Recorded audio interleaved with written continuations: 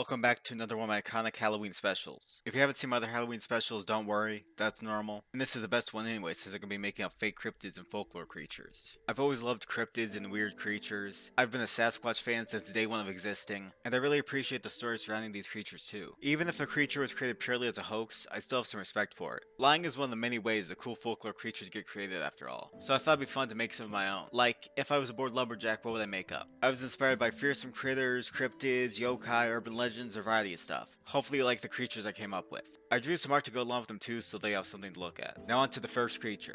The pesqui, which is scientifically known as the Natura luteus savaticus, is an elusive species of fish native to the western United States. Their appearance is reminiscent of a catfish, although there are many differences, the most obvious being their larger pectoral fins, droopier features, and prominent coating of slime which covers their entire body, which they secrete from their skin cells. Unlike other fish, most pesqui spend the majority of their lives on land. Thanks to their especially slimy bodies, they're able to swiftly swim through grass and foliage with little effort. The pesqui is capable of surviving indefinitely on either land or in water. However, while on land, it's important that they maintain their moisture. Usually they're able to survive by absorbing moisture from their environment, such as rainwater or the moisture from plants. Although during dry spells, it's common for them to migrate to the nearest body of fresh water for restoration. There are two main reasons that pesqui prefer to stay on land when possible. The first is due to their diet, which primarily consists of insects, mice, and sap, all of which are readily available while on land, and the second being due to reproduction, as the preferred location for pesqui to lay their eggs during breeding season is within trees that they burrow into. The inside of a tree is ideal for their nest, due to it being a safe, moist environment with easy access to sap.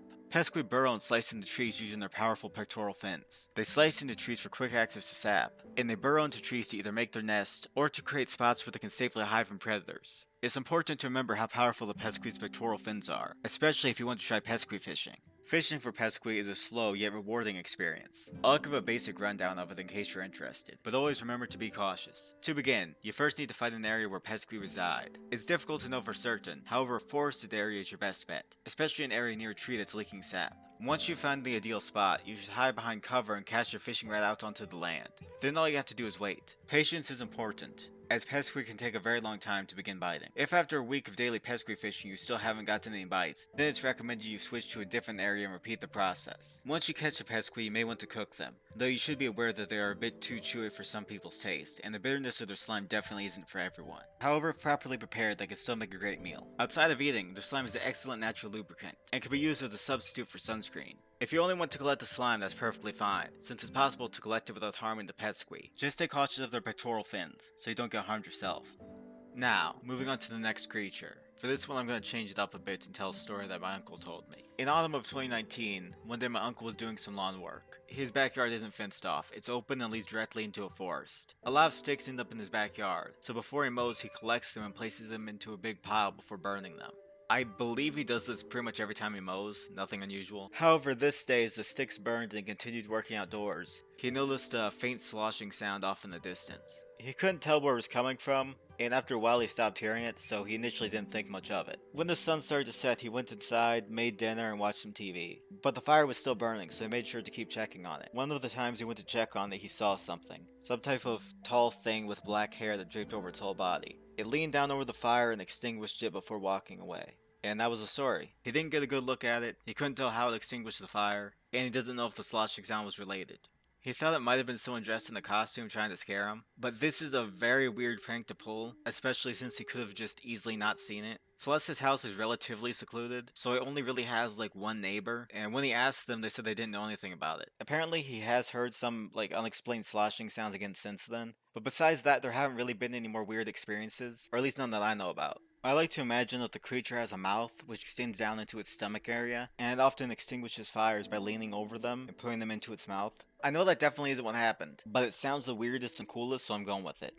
Now for a silly critter. The sugar-quilled porcupine is a creature reportedly beloved by both woodsmen and animals alike. Sadly, they have never been properly studied due to them usually being mistaken for regular porcupines, and due to them most likely being highly endangered. However, generous woodsmen have provided some information on them, and here's what we know.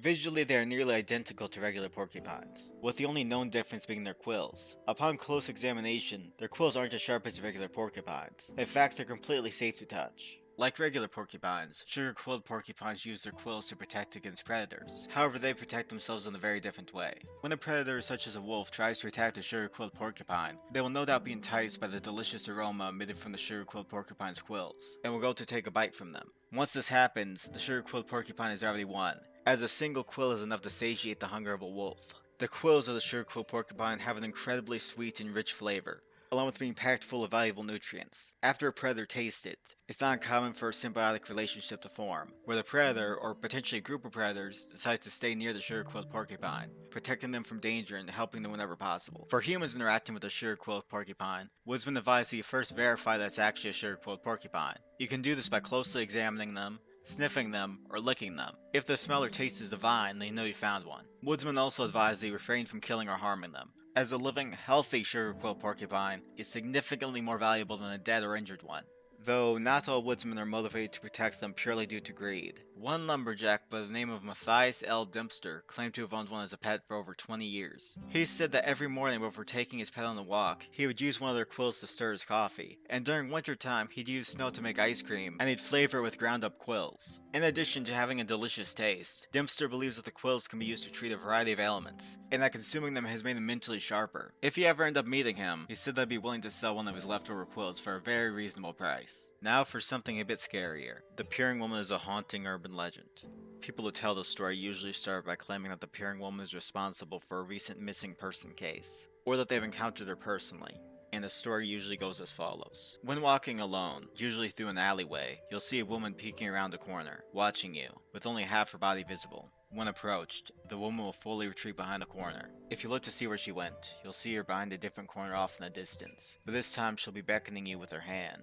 This is your last chance to ignore her. If you decide to approach, she won't retreat this time, and you'll see her full horrific form. The right side of her body is completely missing, as if she were chopped in half straight down the middle, with her left side discarded. As you stand there, stunned from the horrific imagery of her exposed organs, she'll lunge at you and begin effortlessly ripping apart your body. First, your left side will get torn off piece by piece, typically starting with your leg to prevent running away, and then she'll move on to each of the fingers on your left hand. During this process, it's best to stop moving, since resisting will just prolong it. Even if you manage to begin running the second you see her, escape isn't so simple. The world will appear devoid of life. There will be no one to help you, no matter how hard you search, and each turn you take will lead you back to where you began. She'll always know where to find you. Depending on the version of the story being told, escape is either next to impossible or completely impossible. In versions of the story where it's next to impossible, it's said that if you manage to run and avoid it for days without stopping, she may let you leave her domain, whether due to boredom or disturbing sense of respect. Although even after letting you go, she won't be done with you. You may start seeing her exhibit a less common behavior, where she decides to peek around corners and beckon you within your house, doing this until your death. That's all for now.